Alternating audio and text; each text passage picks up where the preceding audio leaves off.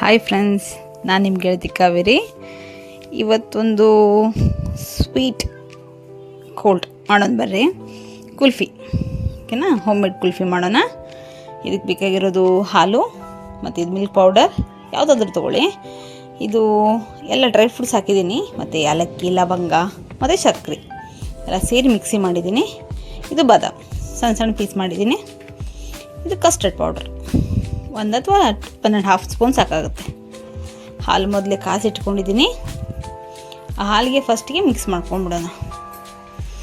ಒಲೆ ಮೇಲೆ ಆದರೆ ಸ್ವಲ್ಪ ಬೇಗ ಗಂಟಾಗೋ ಚಾನ್ಸ್ ಇರುತ್ತೆ. ಸೊ ಹಾಲು ಫಸ್ಟ್ ಕಾಸಿದ್ದೀನಿ, ಕೆನೆನೂ ಹಾಗೆ ಇದೆ ನೋಡಿ, ಹಾಗೆ ಬೀಟ್ ಮಾಡಿಬಿಡೋಣ ನೋಡಿ.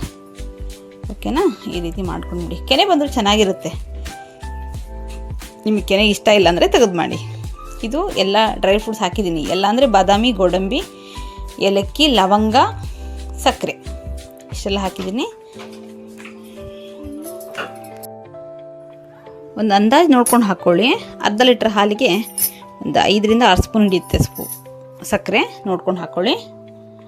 ಬಾದಾಮ್ ಪೌಡ್ರ್ ಅಷ್ಟಾಗುತ್ತೆ. ಮತ್ತು ಮಿಲ್ಕ್ ಪೌಡ್ರ್ ಬಂದುಬಿಟ್ಟು 4 ಟೀ ಸ್ಪೂನ್ ತೊಗೊಂಡಿದ್ದೀನಿ. ನಿಮಗೆ ಇನ್ನೂ ಸ್ವಲ್ಪ ಟೇಸ್ಟ್ ಬೇಕನ್ನೋ ಅಂದರೆ ಹಾಕ್ಬೋದು. ಎಷ್ಟು ಹಾಕಿದ್ರೂ ಪರವಾಗಿಲ್ಲ, ಬಟ್ ಭಾಳ ತಿಕ್ನೆಸ್ ಆದರೂ ಚೆನ್ನಾಗಾಗಲ್ಲ. ನೋಡ್ಕೊಂಡು ಹಾಕ್ಕೊಳ್ಳಿ. ಬಾದಾಮ್ ಎಕ್ಸ್ಟ್ರಾ ಬೇಕಾಗೋದಿಲ್ಲ, ಸ್ವಲ್ಪ ಬಾಯಿ ಸಿಕ್ಕರೆ ಚೆನ್ನಾಗಿರುತ್ತೆ ಅಂತ ನಾನೇ ಹಾಕಿದ್ದೀನಿ. ಆಪ್ಷನ್ ಇದು, ಯಾಕಂದರೆ ನಾವು ಆಲ್ರೆಡಿ ಪೌಡ್ರಲ್ಲಿ ಹಾಕಿದ್ದೀವಿ. ನೋಡ್ಕೊಂಡು ಹಾಕ್ಕೊಳ್ಳಿ. ಬೇಕಂದರೆ ಹಾಕ್ಕೊಳ್ಳಿ, ಬೇಡ ಅಂದರೆ ಬೇಡ. ಈಗ ಕುದಿಯೋಕಿಡೋಣ ಇದನ್ನು.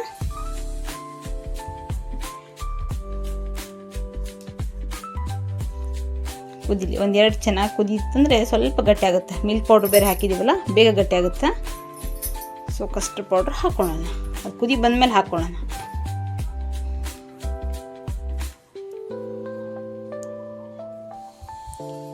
ಒನ್ ಆ್ಯಂಡ್ ಹಾಫ್ ಸ್ಪೂನ್ ತೊಗೊಂಡಿದ್ದೀನಿ ಕಸ್ಟರ್ಡ್ ಪೌಡ್ರನ್ನ.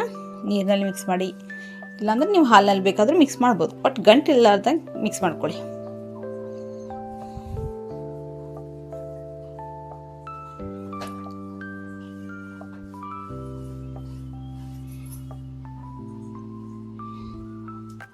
ಮಿಕ್ಸ್ ಮಾಡಿಕೊಂಡು ಅದಕ್ಕೆ ಹಾಕ್ಬಿಡೋಣ. ಬೇಗ ಗಟ್ಟಿ ಆಗುತ್ತೆ ಅಷ್ಟೇ. ಅದೇ ಒಂದೇ ಕಾರಣಕ್ಕೆ ಹಾಕೋದು ಇದನ್ನು. ಇಲ್ಲ ತುಂಬ ಹೊತ್ತು ಕುದಿಸ್ಬೇಕಾಗ್ತದೆ ನೋಡಿ, ಬೇಗ ಗಟ್ಟಿ ಆಗಿಬಿಡುತ್ತೆ.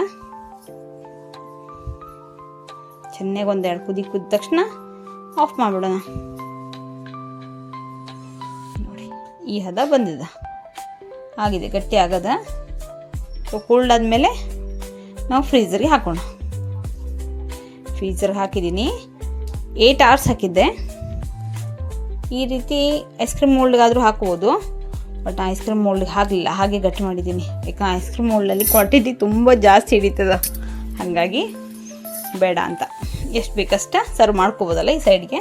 ನೀವು ಅದರಲ್ಲಿ ಬೇಕಂದ್ರೆ ಅದರಲ್ಲಿ ಹಾಕಿ ಫ್ರೀಝರ್ಗೆ ಹಾಕಿರಿ ನೋಡಿ. ಚೆನ್ನಾಗಿ ಬಂದಿದೆ. ಈ ರೀತಿ ಸರ್ವ್ ಮಾಡಿದರೆ ಸೊ ಮಕ್ಕಳು ಕೂಡ ಟೆನ್ಷನ್ ಇರಲ್ಲ. Thank you.